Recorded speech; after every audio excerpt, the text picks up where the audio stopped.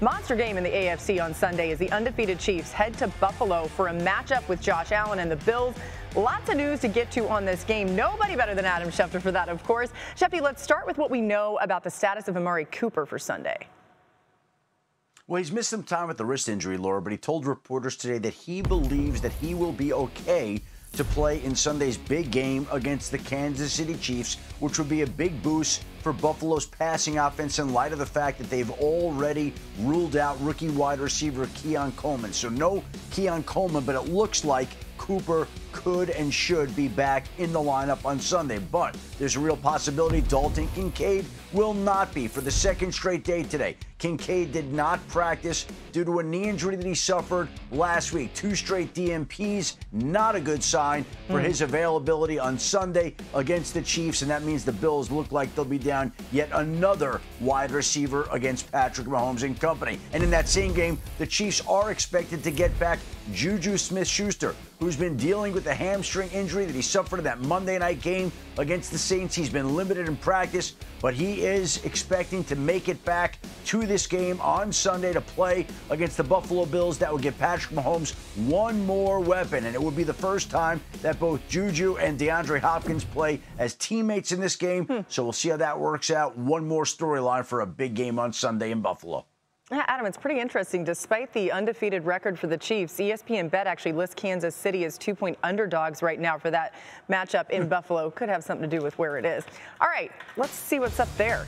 No quarterback has thrown more touchdowns against the blitz under pressure than Josh Allen this season. Allen also has the second most touchdowns against DB blitzes and 0 interceptions in that situation.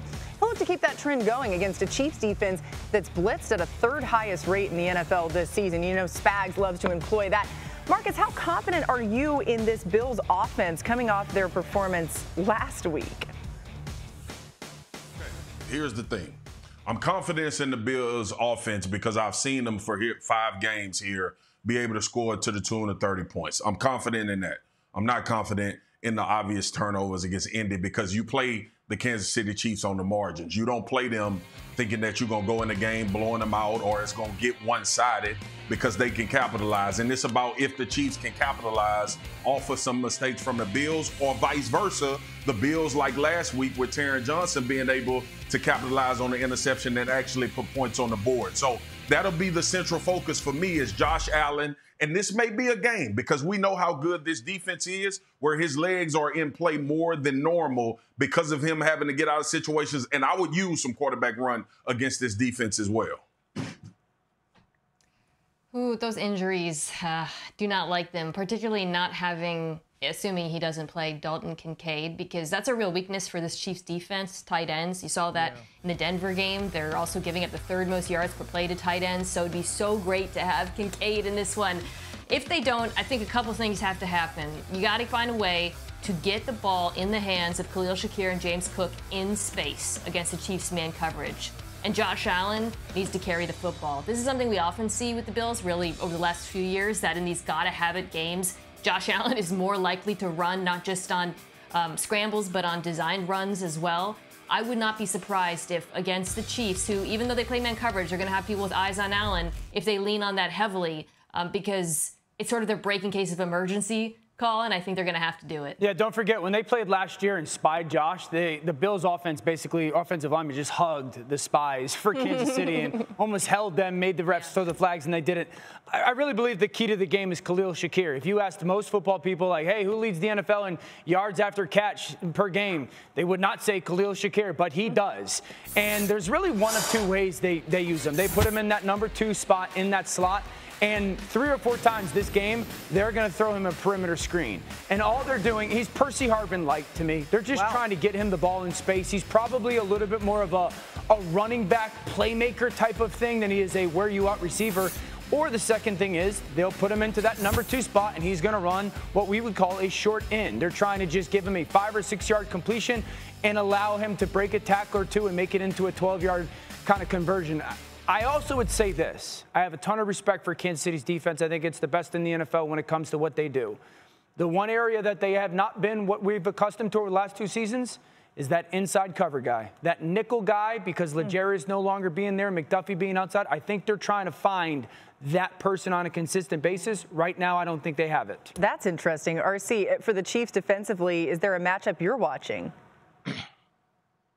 Well, I want to see how they utilize Nick Bolton. If you look at some of the past years, Nick Bolton has been added to the rush, and he's not added to the rush to give him a free rusher or for Chris Jones to be free, but it's so Chris Jones has a one-on-one matchup. Also, what he does in man-to-man against James Cook, I think, is highly important. That's a matchup that the Buffalo Bills try to exploit in the pass game. And so his ability to play man there will be huge. And then also how he plays running sideline to sideline from that position. Buffalo will get the football out of their hands. You hear Dan talk about Shakir and some of the yards after the catch. His ability to run down some of those plays from inside out will be big. So I'm interested in knowing how Steve Spagnuolo utilizes him play to play is going to be huge in the outcome of this game. I love that point, Darcy. I also think this game being in Buffalo is huge for Joe Brady, the play caller, for a lot of his pre-snap motion.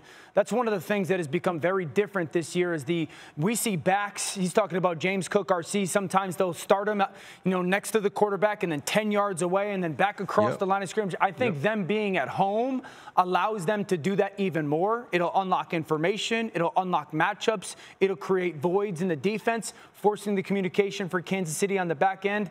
I think that's something to pay attention to as well. Just so we're all on the same page, that's because it's quieter for the offense at home, easier to communicate. How difficult is it to communicate when you're talking about all that stuff happening pre-snap? Yeah, a lot of it because you got to trigger the motion and the snap. And so being at home and constantly being audible, using your voice to do all that is significantly different than on the road when you have to nonverbal cue and you have to time it up properly. Josh can communicate everything to everybody at home much more than he can on the road. Those Bills fans understand that for sure. Totally. And by the way, the Bills have won 3 of 4 regular season meetings against the Chiefs since Mahomes became the Kansas City starting quarterback in 2018. It's those ones in the postseason. With some news on tonight's matchup, Adam, what do we know about the health of Devontae Smith? Laura, he had been limited in practice this week, but he is off the injury report for tonight's game against Washington, and he is good to go. And that means that the Eagles will have both Smith and A.J. Brown, in addition to their left tackle, Jordan Mailata, who they activated off injured reserve yesterday. And the Eagles seem about as healthy as they can be going into tonight's game against the Commanders. The Commanders, conversely, will have back their running back, Brian Robinson, who's missed the last couple of games with a hamstring injury. He also is off the injury report, good to go, which means he can take back some of that workload from Austin Eckler. Robinson will be out there tonight for the Commanders. However, Washington will not have its acquisition from right before the trade deadline, Marshawn Lattimore, who is still dealing with a hamstring injury and is not able to play tonight. Washington giving him more time before he can make his Washington debut. And we should also know one other thing about the Commanders. With Austin Seibert not able to kick tonight, the team promoted Zane Gonzalez off its practice squad a few moments ago, and Zane Gonzalez will be the Commanders' kicker in a big game tonight.